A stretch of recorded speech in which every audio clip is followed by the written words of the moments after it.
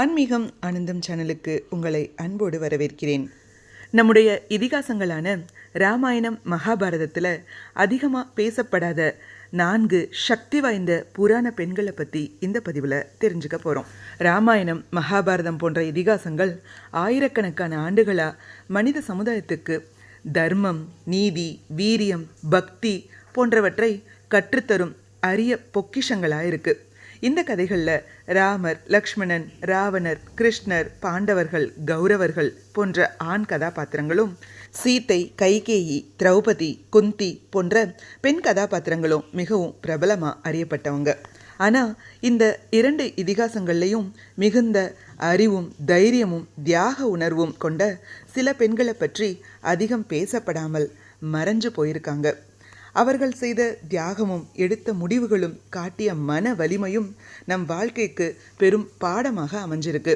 அப்படி அதிகம் அறியப்படாத ஆனால் மிகவும் சக்தி வாய்ந்த 4 புராண பெண்களை பற்றி தான் நாம் பார்க்க போகிறோம். முதலாவதா மண்டோதரி, தர்மத்தோட குரலா நின்ற மகாராணி. இலங்கை மன்னன் ராவணனின் மனைவி மண்டோதரி. அறிவும் அழகும் பொறுமையும் நிறைந்த அற்புதமான பெண்மணி.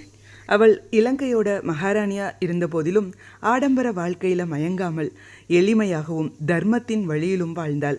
ராவணன் சீதையை கடத்தி அசோகவனத்தில் சிறை வைத்த போது கூட மண்டோதரிதான் முதலில் அதற்கு கடுமையாக எதிர்ப்பு தெரிவித்தாள்.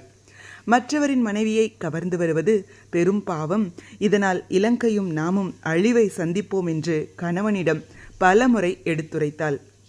ராவணன் போன்ற பேரரசனை நேருக்கு நேர் எதிர்த்து நியாயத்தை பேச துணிந்த தைரியம் அவளுடைய ஞானத்தையும் தர்ம சிந்தனையையும் வெளிப்படுத்துகிறது. கணவனே ஆனாலும் தவறை திருத்த முயன்ற துணிச்சல் மண்டோதரியை ராமாயணத்தின் மிக வலிமையான பெண்களில் ஒருவராக உயர்த்துகிறது. இரண்டாவதா இடும்பி, தைரியமும் சுதந்திர மனப்பான்மையும் கொண்ட பெண். மகாபாரதத்தில் பீமனுடைய மனைவியாக வரும் இடும்பி அசுர குலத்தைச் சேர்ந்த பெண். காட்டில் வசித்த இடும்பி பீமனை முதலில் பார்த்தவுடனேயே அவன் மீது காதல் கொண்டாள். தனது சகோதரன் இடும்பன் பீமனை தாக்க முயன்ற போது அவனை எதிர்த்து தைரியமாக நின்றாள். பிறகு குடும்ப மரபுகளுக்கு எதிராக நின்று பீமனை மணந்தாள். அவள் பெற்றெடுத்த மகனே மகாபாரத போரில் மிகப்பெரிய வீரனாக விளங்கிய கடோத்கஜன். கடோத்கஜனை அனைவரும் அறிந்திருப்பார்கள். ஆனால் அவனை உருவாக்கிய வீரமிக்க தாயான இடும்பியை பற்றி பலருக்கும் தெரியாது. சுதந்திரமாக சிந்தித்து தனது மனதுக்கு பிடித்த வாழ்க்கையை தேர்ந்தெடுத்த சக்தி வாய்ந்த பெண்மணி இடும்பி. மூன்றாவதாக உத்திரை, அமைதியான மன வலிமையின் சின்னம். அர்ஜுனனின் மகன் அபிமன்யுவின் மனைவி உத்திரை ஆவாள். இளம் வயதிலேயே கணவனை இழந்தவள். குருக்ஷேத்திர போரில் அபிமன்யு கொல்லப்பட்ட போது கர்ப்பிணியாக இருந்த உத்திரை அதிர்ச்சியிலும் துயரத்திலும் இருந்தாலும் மனம் தளரவில்லை. பாண்டவ வம்சத்தின் கடைசி வாரிசான பரீட்சித்தை தனது கருவில் தாங்கி அவனை நல்ல மன்னனாக உருவாக்கும் பெரும் பொறுப்பை தனக்குள் ஏற்றுக்கொண்டாள். அவள் வாள் எடுத்து போர் செய்யவில்லை, அரச சிம்மாசனத்தில் அமரவில்லை. ஆனால் தனது பொறுமை, தியாகம், உறுதி ஆகியவற்றால் ஒரு மாபெரும் அரசனை உருவாக்கினாள். அமைதியான தைரியத்தின் அடையாளம் உத்திரை. நான்காவதாக ஊர்மிளா, மௌன தியாகத்தின் மகத்துவம். சீதையை பற்றி அனைவருக்கும் தெரியும். ஆனால் அவளுடைய தங்கை ஊர்மிளாவை பற்றி மிக குறைவானவர்களே அறிவார்கள். ஊர்மிளா லக்ஷ்மணனின் மனைவி. ராமர் வனவாசம் செல்லும் போது லக்ஷ்மணன் அண்ணனையும் அண்ணியையும் பாதுகாக்க அவர்களுடனேயே சென்றான். அப்போது லக்ஷ்மணன் 14 ஆண்டுகள் தூங்காமல் காவல் காக்க வேண்டும் என்று சபதம் எடுத்தான். மனிதனுக்கு தூக்கம் அவசியம் என்பதால் லக்ஷ்மணனின் தூக்கத்தை யார் ஏற்கப் போகிறார்கள் என்று நித்ரா தேவி கேட்டாள். அந்த பொறுப்பை இன்முகத்துடன் ஏற்றுக்கொண்டாள் ஊர்மிளா.